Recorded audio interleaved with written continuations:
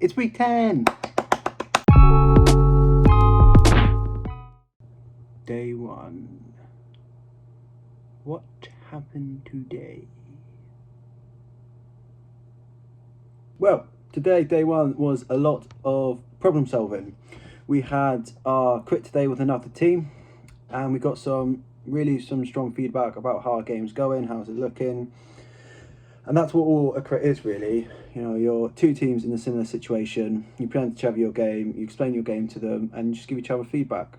One of the feedbacks we got today was that you can't really tell enough when a player's getting hit. At the moment, when a player gets hit, they flash red and their facial expression changes, but they feel like they need some more movement as well. Also, we need to see some more health decretion. So we kind of want to keep the UI to an absolute minimum. So what we're going to do is have the characters, when their health bar drops a bit, their texture's going to change. So they start getting scruffs along their body, blood marks, bruises, things like that. It is now 3 weeks left of the first term of development, and that's only a sprint and a half left. And we've had to cut a lot of the game, as I've said numerous times before, and I think we are pretty much on track. Our next goal is to put in the Levolution and start improving on the combat. The Levolution we decided on is a ball at one random point in the game is going to burst out of the barn and start running around the map. This will not only open up a new area of the map because the ball will destroy a fence that was there, but also there'll be 4 points where the ball can go between, and it'll just randomly go between each one. And that is basically it for today. Today was just a lot of testing the build, doing a lot of play testing, getting some feedback and reiterating on that feedback.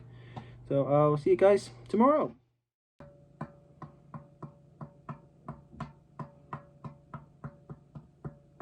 Day 2.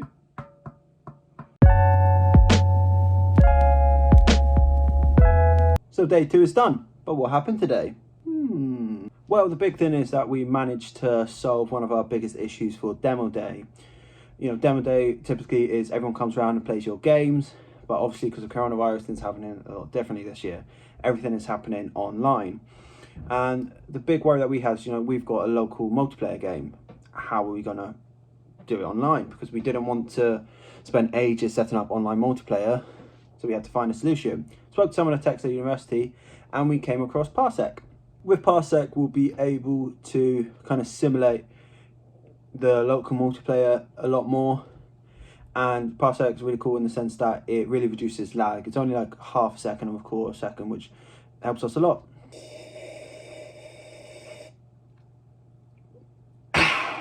We now have the finished model of the ball, which means that Camera Animator will be able to rig it up and animate it.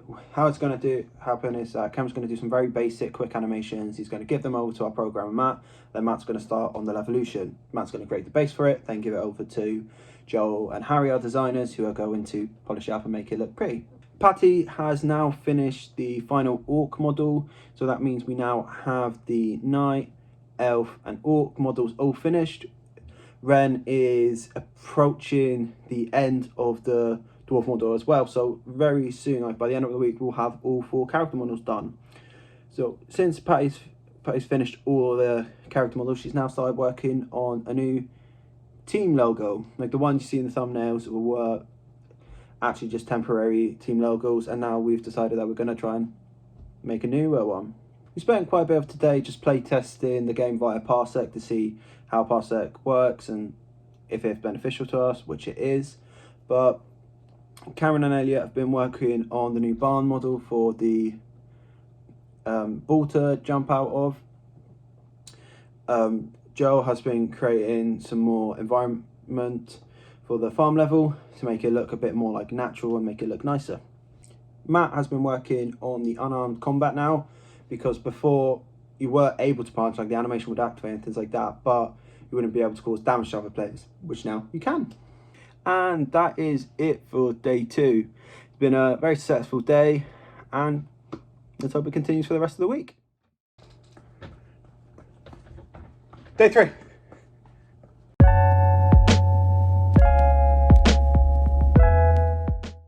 And day 3 is now over of Sprint 5, meaning that there is only 1 day left of Sprint 5.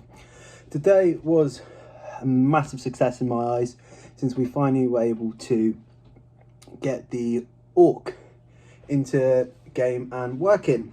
So now players have a choice of 4 characters to play with. They can play with the Knight, Orc, Elf or Dwarf.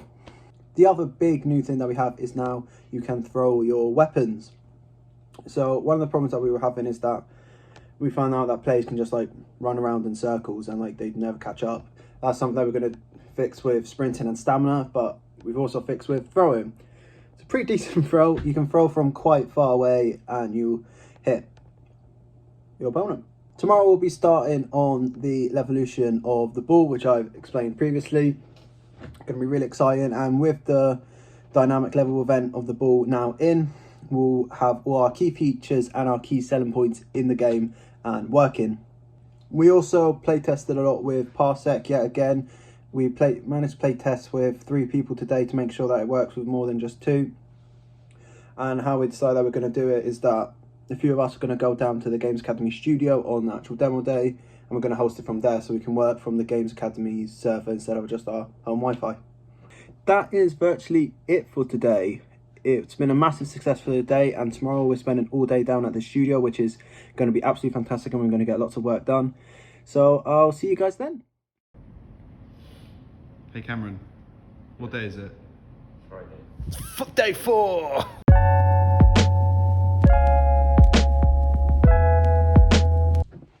And with that, day 4 and the final day of week 10 is done. Today was all day at the studio, which as always is just great to be able to do. And it was a lot of playtesting. We managed to get about 3-4 other people from other teams playing the game. We got about 3 lecturers playing the game. And after we did some playtests and we just asked them some questions, got some feedback. For demo day, we've decided how we're going to do the ball. Originally, the ball, it was going to move, it was going to follow players, and other players could throw tomatoes at your enemies, and then that would make the ball chase your enemies. But for demo day, we want to keep it really simple and really basic, so then we can make sure we can get it done and in on time. We're going to have it so that the ball just has 5 points where it runs between, and after a certain amount of time, then the ball will just jump the fence and leave the map. Next for the game is we're going to be getting those final character textures made, and in the game we're going to create the final rigs for all the characters and make some more personalized animations, because at the moment each character just has the knight's animations, but what we want is for each one, so the dwarf, elf, knight and orc have their own unique animations. That is it for this week. It has been a massively successful week with a lot of play testing, which is really good considering the type of game we're making. Thank you guys for watching, and I shall see you in next week's vlog.